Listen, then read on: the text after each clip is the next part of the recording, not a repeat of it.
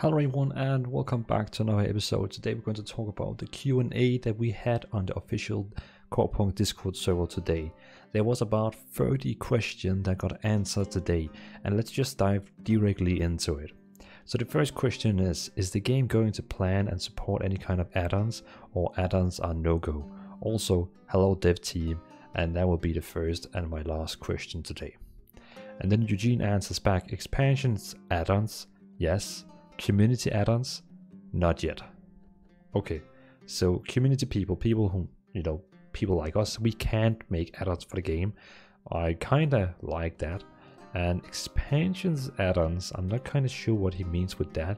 But maybe, like when a new expansion released, then you can get like new stuff at the game, stuff like that. But I think it's fine that you don't have to get community add-ons. Question from Crimson. We are aware that one character has access to all 3 weapon specializations. Would you be able to elaborate on how that works? Does your level reset entirely to 1 when swapping to a new weapon, or the skill tree is more like a paragon system after maxing one weapon? And Pishak answers, level of your weapon specialization resets after you swap specialization, and you will have to level up a new specialization. That's pretty cool. So probably your character itself is keeping your character level, probably, I think. But then each of your weapon has a weapon level. That's cool. So you have the 3 talent trees, but you have to maximum each of them. So I kind of like that. That's pretty cool. Question from Agen. On gameplay video, we can see there's a dodge mechanic. How does it work? Can you dodge AoE spell? Eugene answers, you can dodge AoE by just running away, but you may gain blinks with artifact abilities or speed buffs. That's pretty cool. Okay, like League of Legends and so on. Ashwin has a question, are you able to change the angle of the camera, or is it fixed?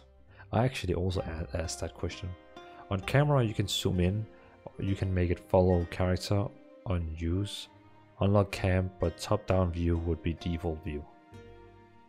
You can zoom in, you can make it follow character on use, unlock cam, top down view would be the default view. Okay, I think what they're saying here is that you can of course zoom in, zoom out, you can lock the camera to your character, you can unlock it from your character, but I don't think you can actually change the angle, if you know what I mean. Like in World of Warcraft you can either look from top, or you can take your cam behind your character.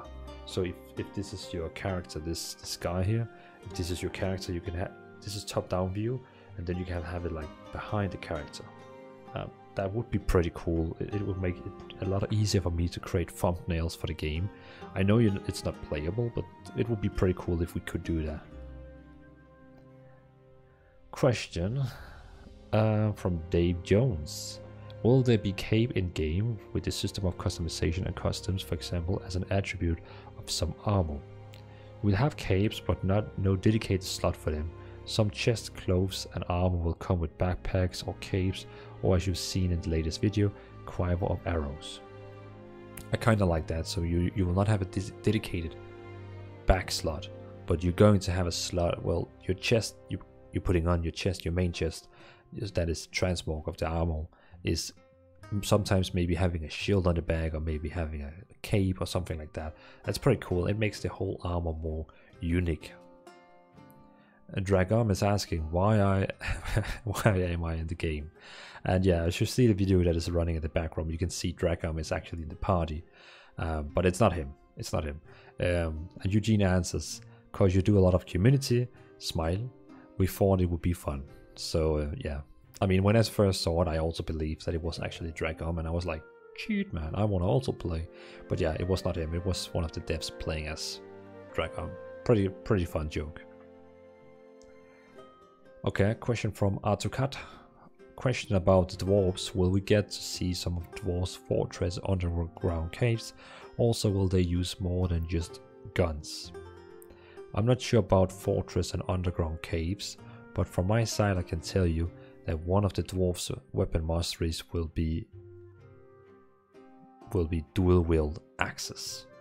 That one is one of my favorites. It's so freaking cool. So the dwarf, but it says that one of the dwarf's Okay, weapon masteries. So that means, you know, the dwarf you can beat in the game. Okay, this is not the dwarf. This is pretty much Gimli.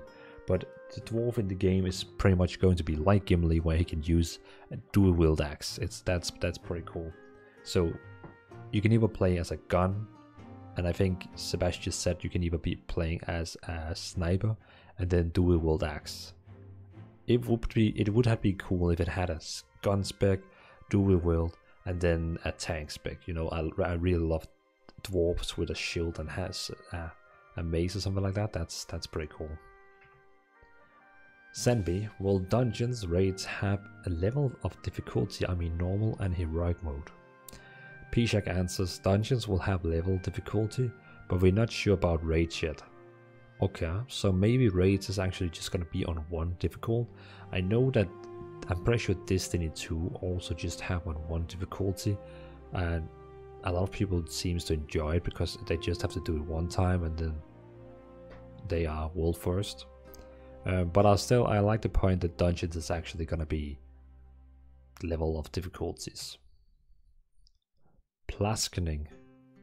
How do dungeons play a part in the endgame of Corepunk?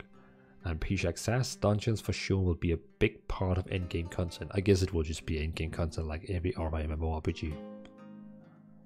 Madame J is asking, I would like to ask about healing in this game. Can we expect the healing to be like Sona from League or Soraka, or a mix of both? And Eugene answers, using that analogy, it will be like Sona and Soraka if they came from World of Warcraft originally.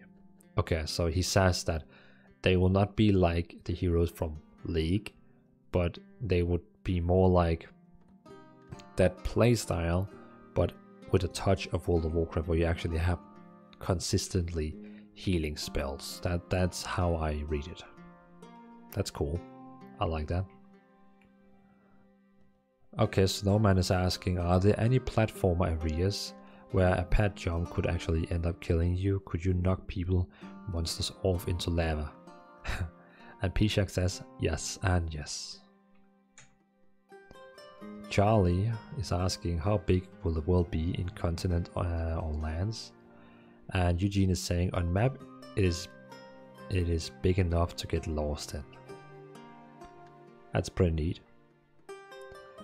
Okay, Kreisha is asking, will be in game something like rarity of monsters? I mean, will there be camps with rare or epic or legendary monsters which gives more XP than normal camps? And Pishak is answering, monsters and camps in Corepunk will have rarities and different variations. Okay, so that's also like you can say other games where you have normal mobs and elite mobs and so on. And okay, that's cool. Drad is asking, it has been requested by many people and was wondering if it's a possibility of adding WASD movement was considered, even though it was not a few months ago. We know that a lot of gamers like WASD movement, but unfortunately we're not going to have it in Corepunk because of our combat system closer to MOBA style. And I'm a fan of that. I think they should just run with this because it's the closest they have to Dota, League of Legends and so on. So keep it this way. Keep WASD out of it. My personally thoughts. Because yeah, it would just mix up things if they begin to add different. It's like choose to have either you have an action game or either you have a MOBA-ish game. That's how it is. Circa of Fire, I hope I say your name correctly. What does the bleeding arrow icon animation around the character portrait indicate exactly? If you look at the bottom, you can see in the middle the character's head. There's like an arrow on top of her, and sometimes there's some blood on it. And then Eugene is asking, default effect of archery mastery is that every auto attack adds bleed, but passively ability may be upgraded with weapon mastery skills. Okay, so it's basically adding bleeding to your arrows. I like that. Defense is asking, is it worth worrying about lags and mass PP, and how many people are planned maximum in the battles? Will it be limited anyway? Will Oh, okay, and then Eugene is answering. We'll do our best to remove any lags. It usually depends on a lot of parameters, and it's a real issue every MMO faces. We'll do our best to create a fluid game. I'm sure they will. I'm sure they will, in the end, have a really fluid and nice looking game. Dragom is asking, how can you ask a question when you are inside the game? Oh, joke. Something brought up in the Russian community. What does a party member see here when the leader of the party takes up a quest? Do they hear the voiceover? And then Eugene is asked, that's actually a pretty good question. And Eugene is answering, we plan that one player takes a quest and all the party members hear what NPC says. We are even considering a voting system, but right now it's not implemented, only on drop stages.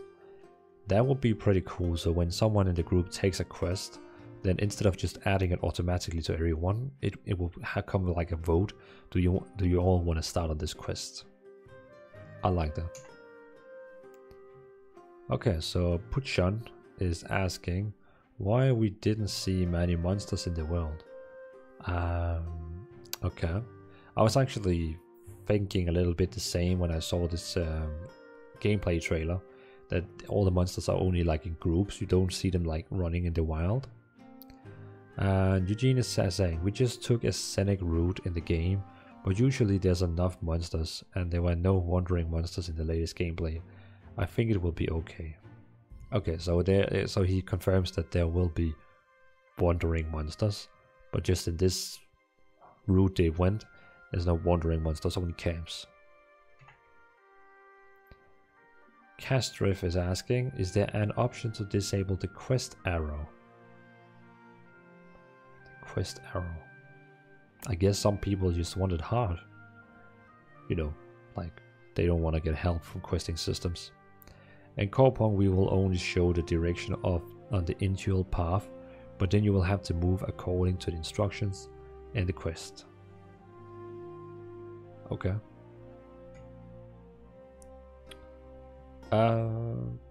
Okay, so he's asking two questions here, or I'm not sure. It actually looks like he's tagging himself. The question is, speaking of secrets, are there any ARG, problem type of things in the latest video? And then he says, Dragom, yes, there are some. And Dave Jones noticed toilet from Shrek in his yesterday's stream, but there are some left undiscovered, or I haven't heard about them. Okay, so that toilet is actually from Shrek. Okay, that's pretty fun. Also Eugene is saying, I'm not even sure people found Santa in our Christmas story video yet, which was released long ago. Huh. Okay, I didn't even see Santa in that one. Wow, okay. Stony K has some questions here. Are there plans to translate the game into Spanish? How many heroes can we have per account? And Pisha gets answering back, yes, we will have Spanish alliances for sure. We're not sure about heroes per account. Okay, so they will, maybe they will be behind some kind of a paywall. Maybe we can create them all one by one, or maybe we can get 20. Who knows? Stabby is asking, how do you plan on implementing anti-circ mechanics into the game? I guess that's a pretty good question, so it doesn't end up like Albion Online where 30 people is storming 100 people. We're not going to have any in-game mechanics which will benefit Circ. We see more tactical PvP between big groups of players. We're going to implement several in-game mechanics for this.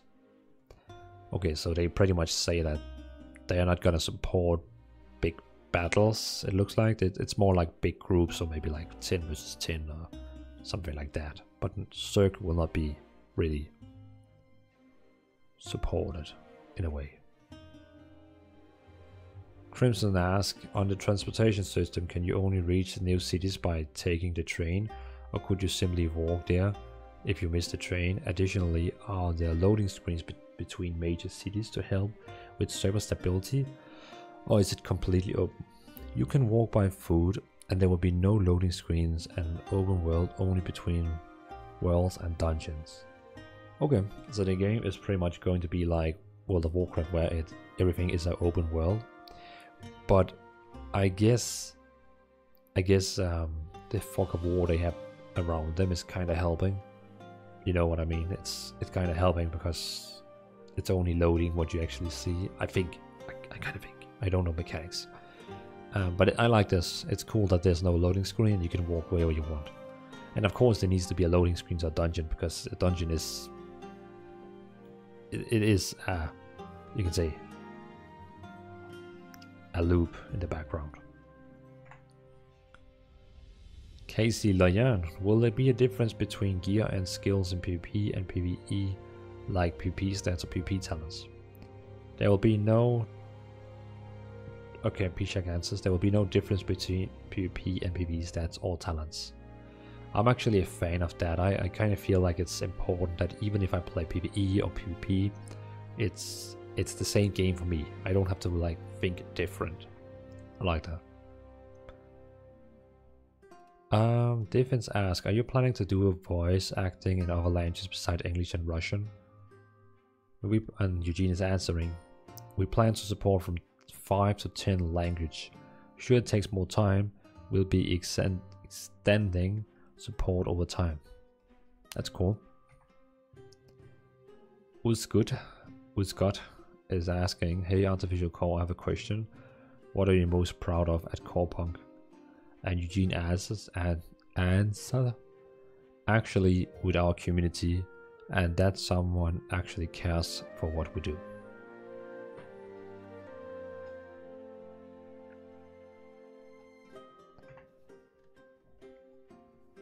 Ooh, that's a big question, Abax.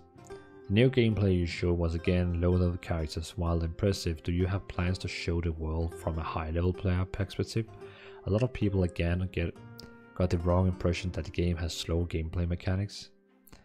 And then Pishak answers, we show the gameplay of low-level characters because we are now focused mainly on the first 20 levels of the game. We do not do anything separately for the video and try to shoot everything the current build. Since the studio resources are limited, we try to not spend energy on separately preparing videos for the event. High level content will be shown closer to closed beta. Fine enough.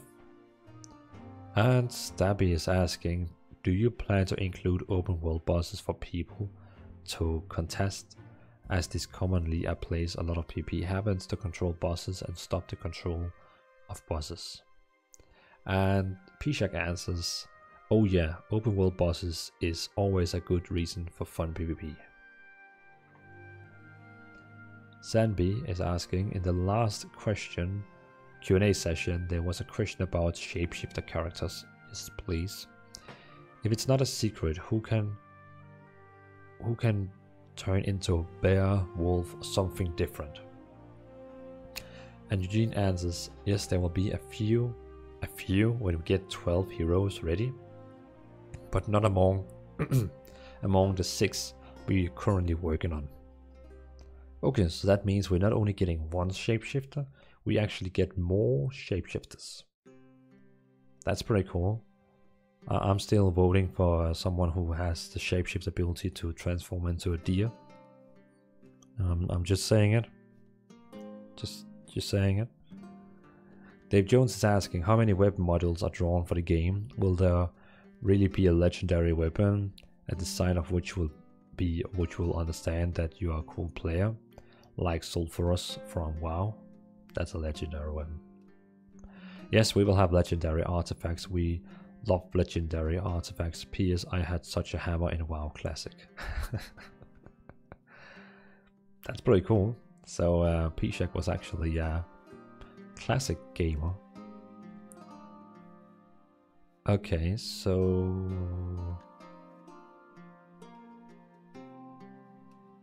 I think they kind of miscommunicating here, because Dave Jones is actually asking about weapons, and Pishak is answering back with artifacts. And artifacts is items that you have in you that you cannot see, but weapons is a thing you can't see on your character.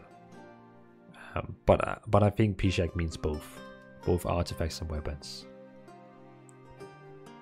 Oh, okay, and then the Pishak had this little breaker before he went to bed.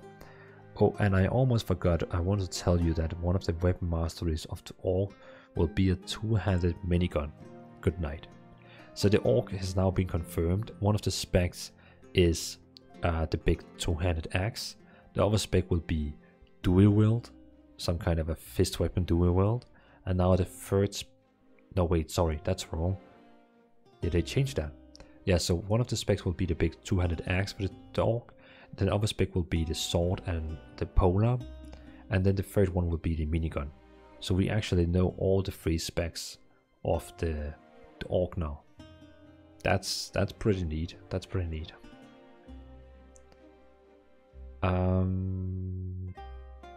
Yeah, that was actually all the Q&As.